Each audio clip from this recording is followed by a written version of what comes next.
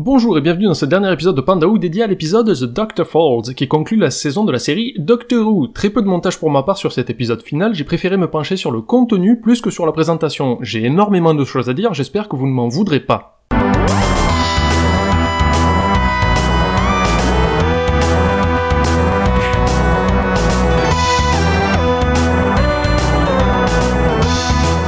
Comme je l'ai dit en introduction, je ne compte pas juste parler de l'épisode The Doctor Falls, mais aussi de mon ressenti sur la saison 10 en intégralité, ainsi que sur le futur de la série. Au moment où j'écris cet épisode, le samedi 15 juillet, l'acteur qui jouera le Docteur n'a pas été encore annoncé. Je compte sortir ma vidéo le 18 juillet, à peu près, et je m'accorderai le dernier chapitre de cette vidéo pour parler du nouveau Docteur, car je reprendrai l'écriture de ce chapitre en particulier après l'annonce, le dimanche 16 juillet, histoire de créer un paradoxe temporel dans ma propre vidéo. Ça me semble de bonne guerre. Ne vous inquiétez pas, je vous avertirai de la section où vous pourrez couper et remettre le son pour ne pas vous faire spoiler le nouveau Docteur, et je ne mettrai aucun repère visuel de l'acteur, mais juste des signaux pour vous permettre de reprendre la vidéo. Donc, The Doctor Falls, je dois l'admettre, c'est la deuxième fois consécutive que Steven Moffat me met sur le cul. Ça faisait longtemps, j'étais très sceptique en début de saison, mais putain, ça fait du bien, si vous me permettez l'expression, et de toute manière c'est trop tard, je l'ai déjà dit. L'épisode est surchargé de références diverses sur des milliards d'anecdotes de la série, et pas seulement des classiques Doctor Who, mais aussi de la reprise en 2005. Moffat a montré avec brio qu'il était un grand fan de la série en lâchant des objets et des phrases iconiques qui ont traversé la série. Mis à part ses prises de position toujours très in your face, Moffat a su faire preuve d'élégance tout au long de l'épisode pour écrire sa lettre d'adieu et son amour pour la série. Donc chapeau monsieur Moffat, la route a été chaotique, mais vous avez fait du bien à la série. Maintenant je croise les doigts pour que l'épisode de Noël rajoute la dernière cerise sur le gâteau, attention, on vous surveille. Le point négatif que je vais devoir amener est la mort de Missy. On découvre enfin comment le maître a dû se régénérer, et ça fait du bien, mais malheureusement la mort de Missy laisse penser que c'est la fin du personnage, point. Une mort lente par soi-même, du suicide donc, à finir allongé dans des bois dévastés à l'intérieur d'un vaisseau perdu près d'un trou noir, si c'est vraiment la fin du maître, j'ai trouvé ça un peu léger. L'épisode en lui-même est correct, il n'est pas rempli de fulgurance, mais ça ne m'a pas dérangé, j'ai compris à la fin de l'épisode qu'il servait surtout de lettre d'adieu pour Bill et Nardole, et ça m'a vraiment étonné. Je m'attendais à un Deus Ex Machina assez putassier pour l'Holender, on repart à l'aventure, tout va bien, mais non, ils y sont tenus et je ne vais pas vous mentir, j'ai versé ma larme par 2 fois au départ de Nardole avec un dialogue entre lui et le Docteur, qui même s'il est triste, a quand même réussi à garder l'esprit des deux personnages intacts avec des traits d'humour bien placés. Et le plot twist de Bill que j'ai trouvé vraiment surprenant mais cohérent, et ça c'est important venant de Moffat, qui non seulement montre le départ d'une compagne que je trouvais vraiment bien, mais aussi un adieu au Docteur qui est définitif. Et ben ça mes amis, c'est comme ça qu'on dit au revoir à des personnages. Les deux scènes étaient chargées d'émotions et n'ont pas essayé de tricher, la fatalité était là, et c'est tout. Du coup maintenant je vais ouvrir la parenthèse monstrueuse, la solitude du 12e Docteur. J'ai eu mal au cœur pour lui, il est seul, blessé, sur le point de se régénérer, il ne sait pas ce que deviendra Nardole, il ne saura probablement jamais que Bill est heureuse ailleurs, et il nous pique une colère bien rouge contre sa régénération, ce qui m'a surpris, et même lâché un petit I don't wanna go à la Tennant et d'autres phrases de Docteur classique. Et là je vous vois venir bande de margoulins.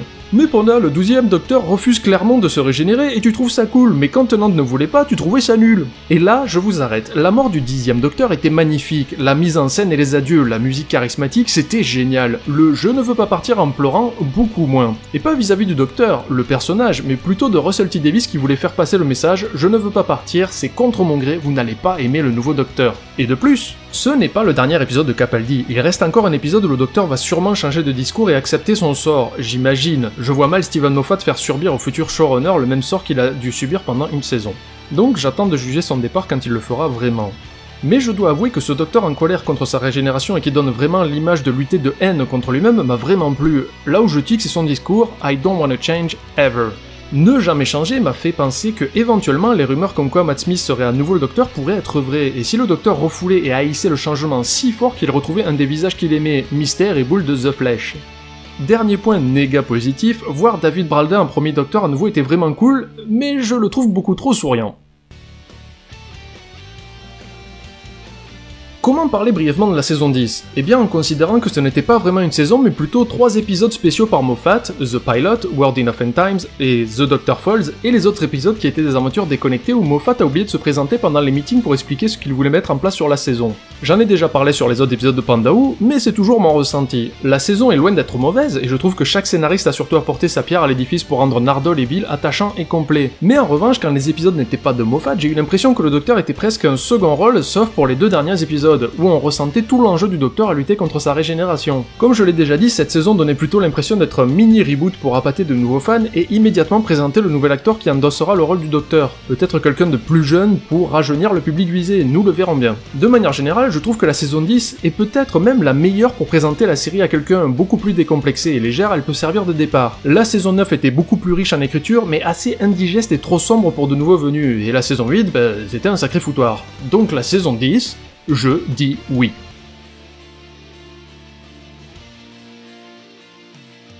Merci de couper le son de la vidéo si vous ne souhaitez pas connaître le nouvel acteur, je retirerai le message spoil dès que vous pourrez le remettre. Donc, au moment où j'écris ces lignes, le dimanche 16 juillet 2017 à 17h44, le 13e Docteur vient d'être annoncé et il s'agit de Jodie Whittaker, que l'on a déjà pu voir notamment dans Broadchurch et un épisode de Black Mirror. On a donc là une actrice confirmée mais pas sur les devants de la scène non plus, de l'expérience mais pas encore le strass. Pour sa future performance, je ne peux pas vraiment en parler, il faut toujours attendre de voir la personne à l'œuvre, mais au vu de son CV et de son lieu de naissance, je pense qu'elle colle pour l'instant parfaitement aux critères, donc là, pas de problème. Cependant, là où je vois un faux problème, c'est sur le sexe. Et bim badaboum, certains d'entre vous ont déjà sauté sur leur clavier pour me qualifier de gros vilain macho sexiste incapable d'apprécier le changement. Or, je vous rappellerai, jeune fourbe que vous êtes, que dans mes précédents Pandao, je faisais entièrement confiance à Peter Capaldi à son annonce alors que vous pleuriez encore l'absence du retour de David Tennant. Alors qu'aujourd'hui, je suis confiant pour Jodie Whittaker alors que vous pleurez encore l'absence du retour de David Tennant.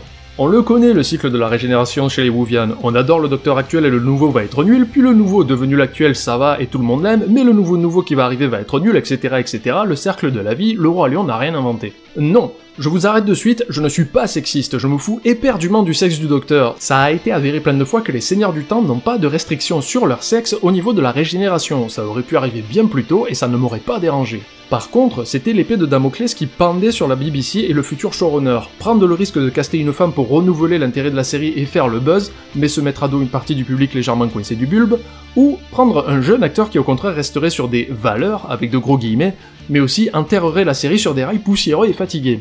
Car jeune, oui, ça c'était important, je pense, car on ne peut pas reprocher à Capaldi son jeu et son interprétation du Docteur qui reste excellente. Mais la BBC avait déjà pris un risque en castant Capaldi déjà beaucoup plus âgé que Eccleston, Smith et Tennant. C'était soudain et assez brut, et beaucoup de jeunes téléspectateurs aimant leur Docteur dandyesque se sont vus contraints de quitter la série car le 12e Docteur était trop vieux à leur goût. S'ensuit une baisse d'audimat qui n'a pas vraiment plu à la BBC, et ça peut vous étonner, mais étrangement cette chaîne se soucie plus de faire de l'argent que de vous faire des bisous. Du coup, mon vrai souci pour ce nouveau Docteur était de savoir son âge plus que son sexe, et Jodie Whittaker est parfaite. Âgée de seulement 35 ans, elle devrait pouvoir renouer avec un public plus jeune. Car honnêtement, si les scénaristes avaient besoin que le Docteur soit une femme pour réintégrer de la fraîcheur dans la série, ça m'inquiète un tout petit peu. Le Docteur est une personne avant d'être un sexe en particulier, pour moi. L'annonce d'une femme, et que certains trouvent ça formidable, sont victimes d'un buzz générationnel. Et si vous me dites le contraire, car je les vois venir, les machos fragiles qui vont remplir des tasses de chaudes larmes que le Docteur ne soit plus un homme, qui vont en parler des jours entiers et ainsi nourrir le buzz, vous faites pitié. Mais vous faites autant pitié que ceux qui vont lever leur bouclier de vertu en hurlant Girl Power et dire que maintenant ça va être mieux en scandant des catchphrases préenregistrées sur l'égalité des sexes. Et oui, Jodie Whittaker, comme je l'ai dit plus haut, est un bon choix au vu de son CV, de son âge et qu'elle soit 100% british. Son sexe est secondaire et j'ai hâte de la voir en action fin 2017. Appréciez-la pour sa performance et non pour une étiquette.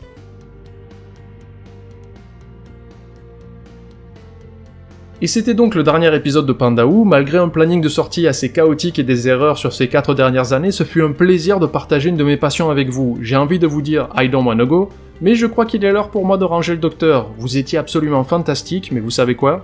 Moi aussi. C'est abonne-toi à ma chaîne, c'est cool. C'est abonne-toi à ma chaîne, c'est cool. C'est abonne-toi à ma chaîne, c'est cool. C'est abonne-toi à ma chaîne, c'est cool. C'est la bonsoir si t'es sympa. C'est la bonsoir si t'es sympa. C'est la bonsoir si t'es sympa. C'est la bonsoir si t'es sympa.